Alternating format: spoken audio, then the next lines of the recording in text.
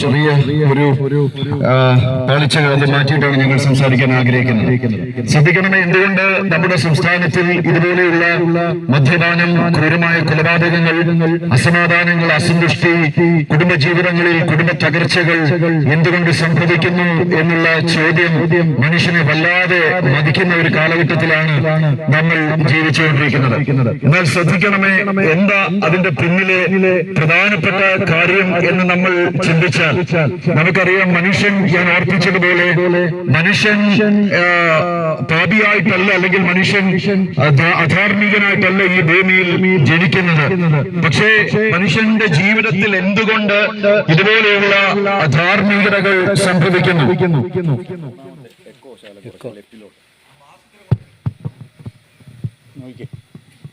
എന്തുകൊണ്ട് മനുഷ്യന്റെ ജീവിതത്തിൽ ഇതുപോലെയുള്ള അധാർമികതകൾ സംഭവിക്കുന്നു?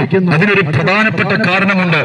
നമ്മൾ ശ്രദ്ധിച്ചാൽ നമുക്ക് മനസ്സിലാകും, ഈ ഭൂമിയിൽ ജനിക്കുന്ന മനുഷ്യനെല്ലാം പാപിയായിട്ടാണ് ജനിക്കുന്നത്. അപ്പോൾ എന്തുകൊണ്ട് മനുഷ്യൻ പാപിയായി ജനിക്കുന്നു എന്ന് ചോദിച്ചാൽ നമുക്കറിയാം, ദൈവത്തിന്റെ സൃഷ്ടിയാണ് ഇന്ന് ലോകത്തിലുള്ള എല്ലാ മനുഷ്യരും. നമുക്കറിയാം, ഈ ലോകത്തിൽ ഒട്ടുമിക്ക മതങ്ങളും, നമ്മൾ വിശ്വസിക്കുന്ന ഒട്ടുമിക്ക മതങ്ങളും പഠിപ്പിക്കുന്ന ഏറ്റവും പ്രധാനപ്പെട്ട കാര്യം മനുഷ്യൻ ദൈവത്തിന്റെ സൃഷ്ടിയാണ്. ആധുനിക കാലഘട്ടത്തിൽ ശാസ്ത്രം പുരോഗമിച്ചപ്പോൾ ചാൾസ് ഡാർവിൻ എന്ന് പറയുന്ന പ്രസിദ്ധനായിട്ടുള്ള ശാസ്ത്രജ്ഞൻ പറഞ്ഞു, ഇല്ല, മനുഷ്യൻ ജനിച്ച്, അല്ലെങ്കിൽ മനുഷ്യൻ ദൈവത്തിന്റെ സൃഷ്ടിയല്ല, മനുഷ്യൻ പരിണമിച്ച് കുരങ്ങു വർഗത്തിൽ നിന്ന് പരിണമിച്ച് മനുഷ്യൻ ഉണ്ടായതാണ് എന്ന് ഇങ്ങനെ ആധുനിക ശാസ്ത്രം ലോകത്തോട് വിളിച്ചു പറഞ്ഞു. എന്നാൽ നമ്മൾ ശ്രദ്ധിക്കുമ്പോൾ നമുക്ക് കാണാൻ സാധിക്കുന്നു, ശാസ്ത്രത്തിന്റെ ആ പഠനധാരകൾ പോലും, ചിന്താധാരയ്ക്ക് പോലും ഇന്ന് മാറ്റം വന്നിരിക്കുകയാണ്. ഇവിടെ എല്ലാ മതങ്ങളും ഒരുപോലെ പഠിപ്പിക്കുന്ന വലിയൊരു യാഥാർത്ഥ്യമാണ്, മനുഷ്യൻ ദൈവത്തിന്റെ സൃഷ്ടിയാണ്. എന്നെ കേട്ടുകൊണ്ടിരിക്കുന്ന പ്രിയപ്പെട്ടവരെ, നമ്മളെല്ലാവരും ദൈവത്തിന്റെ സൃഷ്ടിയാണ്. വേദപുസ്തകം ദൈവത്തിന്റെ വചനമായ, മനുഷ്യനോട് സംസാരിക്കുന്ന ദൈവത്തിന്റെ വചനമായ ബൈബിളിന്റെ ആദ്യത്തെ വാക്യത്തിൽ ഇങ്ങനെ എഴുതി, ആദിയിൽ ദൈവം ആകാശവും ഭൂമിയും സൃഷ്ടിച്ചു. ഇപ്പോൾ ഇന്ന് കാണുന്ന ഈ സകല ചരാചരങ്ങളും, ഇന്ന് കാണുന്ന മനുഷ്യ സൃഷ്ടിയും, ഈ പ്രപഞ്ചത്തിന്റെ എല്ലാ തത്വശാസ്ത്രങ്ങളും, ഇന്ന് കാണുന്ന എല്ലാ കാര്യങ്ങളും സൃഷ്ടിച്ചത് സർവശക്തനായ ദൈവമാണെന്ന് വേദപുസ്തകം ലോകത്തോട് വിളിച്ചു പറയുന്നു.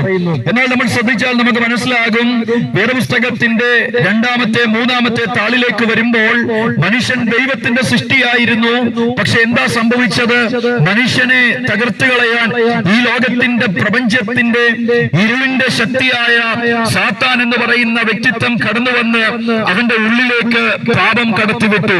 ദൈവത്തിന്റെ മകനായിരുന്നവൻ, ദൈവത്തിന്റെ തേജസ് വസിച്ചുകൊണ്ടിരുന്ന മനുഷ്യൻ പാപം ചെയ്ത് കഴിഞ്ഞപ്പോൾ ദൈവത്തിന്റെ തേജസ് അവനിൽ നിന്ന് നഷ്ടപ്പെട്ടു. വേദപുസ്തകം പറയുന്ന പ്രധാനപ്പെട്ട കാര്യം എന്താണെന്ന് ചോദിച്ചാൽ, മനുഷ്യൻ മൂന്ന് ഘടകങ്ങൾ അടങ്ങിയ ഒരു എന്റിറ്റിയാണ്, ഒരു സത്വമാണ്. അത് ഏതൊക്കെയാണെന്ന് ചോദിച്ചാൽ, നമ്മുടെ പുറമേ കാണുന്ന ഈ ജഡശരീരം എന്ന് പറയും, അതിനകത്ത് നമ്മുടെ ചിന്തകൾ ഇരിക്കുന്ന മനസ്സെന്ന് പറയുന്ന സ്ഥലം, അതിനകത്ത് ദൈവം സൃഷ്ടിച്ചിരിക്കുന്ന ആത്മാവെന്ന് പറയുന്ന സ്ഥലം. നമ്മുടെ അടുത്ത് ആരെങ്കിലും മരിച്ചാൽ നമ്മൾ പറയും, ഇന്നാൾ മരിച്ചുപോയി. പക്ഷെ നമ്മൾ അവിടെ ചെല്ലുമ്പോൾ ഡെഡ് ബോഡി നമ്മൾ കാണാനായിട്ട് ചെല്ലും, അവിടെ ഡെഡ് ബോഡി കിടക്കുന്നുണ്ട്. പക്ഷേ അകത്ത് മനുഷ്യന്റെ ആത്മാവെന്ന് പറയുന്ന ആ യാഥാർത്ഥ്യം, മനുഷ്യന്റെ ആത്മാവ് ആ വ്യക്തിത്വത്തിനകത്ത് ഉൾക്കൊണ്ട് നിൽക്കുകയാണ്. എന്നാൽ മനുഷ്യൻ പാപം ചെയ്ത് കഴിഞ്ഞപ്പോൾ മനുഷ്യന്റെ ജീവിതത്തിൽ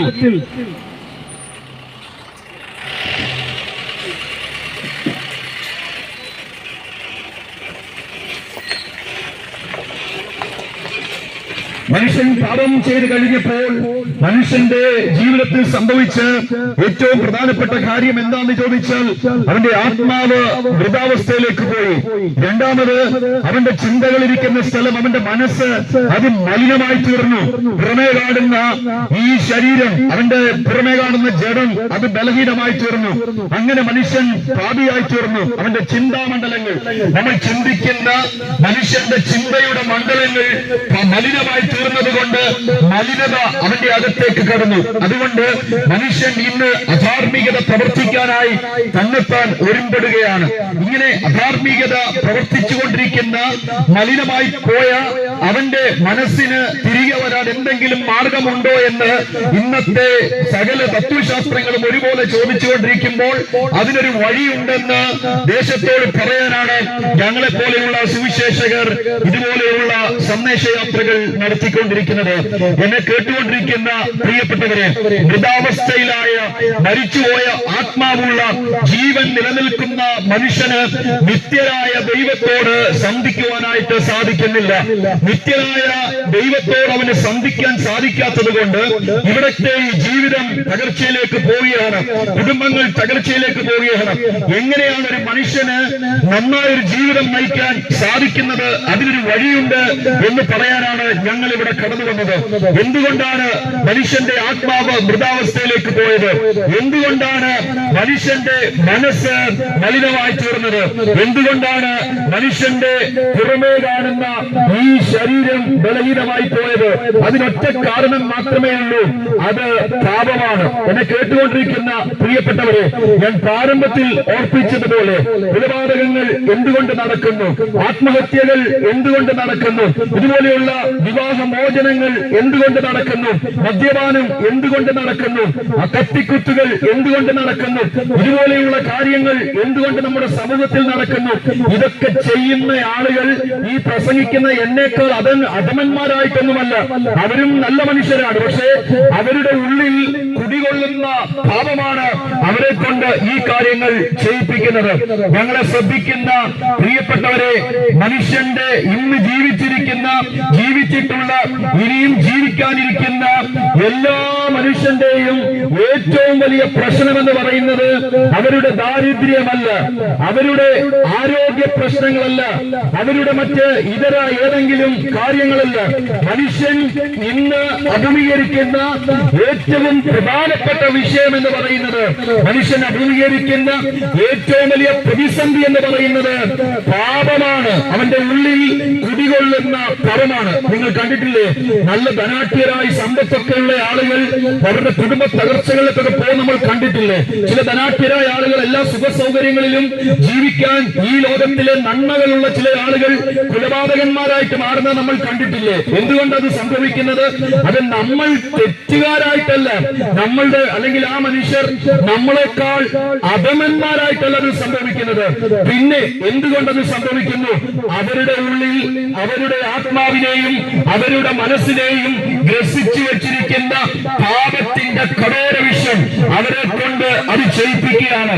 ഇതിന്റെ മധ്യത്തിലാണ് ഞങ്ങളെ പോലെയുള്ള സുവിശേഷകർ സംസാരിക്കാൻ ആഗ്രഹിക്കുന്നത്. ഞങ്ങളെ കേട്ടുകൊണ്ടിരിക്കുന്ന പ്രിയപ്പെട്ടവരെ, ഈ ദേശത്തുള്ള എല്ലാ കുടുംബങ്ങളും അനുഗ്രഹിക്കപ്പെടണമെന്നും എല്ലാ പ്രിയപ്പെട്ടവരും അനുഗ്രഹിക്കപ്പെട്ടവരായി ജീവിക്കണമെന്നും ഹൃദയത്തിന്റെ ആഴത്തിൽ നിന്ന് ഞങ്ങൾ മനസ്സിലാക്കിയത് കൊണ്ടും അങ്ങനെ ഞങ്ങൾ പ്രാർത്ഥിക്കുന്നത് കൊണ്ടും കർത്താവിന്റെ സ്നേഹം അങ്ങനെ ഞങ്ങളോട് പറയുന്നത് കൊണ്ടുമാണ് ഈ സ്ഥലത്ത് കടന്നു വന്ന് ദൈവത്തിന്റെ വചനം ഞങ്ങൾ സംസാരിക്കുന്നത്. ആർക്കും നന്മയുള്ളവരായി മാറാൻ കഴിയും, ആരുടെയും കുടുംബജീവിതം അനുഗ്രഹമാക്കി തീർക്കാൻ കഴിയും. അതിന് നമ്മൾ യാതൊരു കർമ്മമാർഗങ്ങളും കർമ്മകാണ്ഡങ്ങളും ചെയ്യേണ്ട. നിങ്ങൾ ഇരിക്കുന്ന സ്ഥലത്ത് നിന്ന് വേറെ ഒരു സ്ഥലത്തേക്ക് യാത്ര ചെയ്യേണ്ട ആവശ്യമില്ല. എവിടെ നിങ്ങൾ ഇരിക്കുന്നു അവിടെ ഇരുന്നു കൊണ്ട് ജീവിതത്തിന് പരിവർത്തനം വരുത്തുവാൻ കഴിയുന്ന ഒരു മാർഗം ഇന്ന് ഭൂമിയിൽ നിലനിൽക്കുന്നു എന്ന് പറയാൻ മാത്രമാണ് ഞങ്ങൾ ഈ ഉച്ചയ്ക്ക് മധ്യാഹ്നമായ സമയത്ത് ഈ സമയം ഞങ്ങൾ വിനിയോഗിക്കുന്നത്. ശ്രദ്ധിക്കണമേ, ക്യാൻസറിന് മരുന്ന് കണ്ടുപിടിച്ചാൽ നമ്മുടെ ഇടയിൽ ആർക്കെങ്കിലും ക്യാൻസർ വന്നാൽ നമ്മൾ പറയും ഇന്ന സ്ഥലത്ത് ഒരു മെഡിസിൻ ഉണ്ട്, അല്ലെങ്കിൽ ഇന്ന ഹോസ്പിറ്റലിൽ പോയാൽ അവിടെ അതിനൊരു പരിഹാരമുണ്ട്. നമ്മൾ കണ്ടിട്ടില്ലേ, നമ്മുടെ ഈ പത്തനംതിട്ടയിൽ നിന്ന് വളശ്ശേരിക്ക് ഈ വയനാടും കുമളിയും അതുപോലെ തമിഴ്നാടിന്റെ വിവിധ സ്ഥലങ്ങളിലേക്ക് ഒറ്റമൂലി വൈദ്യന്മാരെ തേടി ആളുകൾ പോകുന്നു. എന്തിനാ?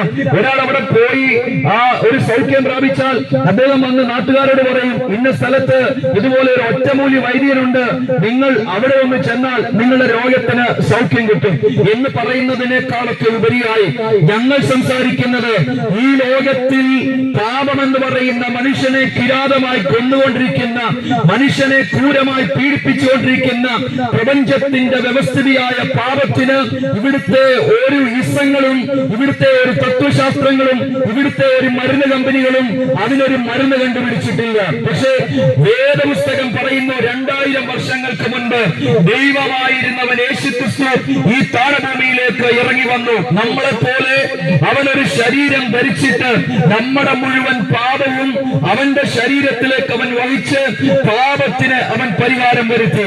പാപത്തിന്റെ ശിക്ഷ എന്താണെന്ന് ചോദിച്ചാൽ വേദപുസ്തകം പറയുന്നു, പാപം ചെയ്യുന്ന ദേഹി മരിക്കും. അപ്പോൾ പാപത്തിന്റെ ശിക്ഷ എന്ന് പറഞ്ഞാൽ അത് മരണമാണ്.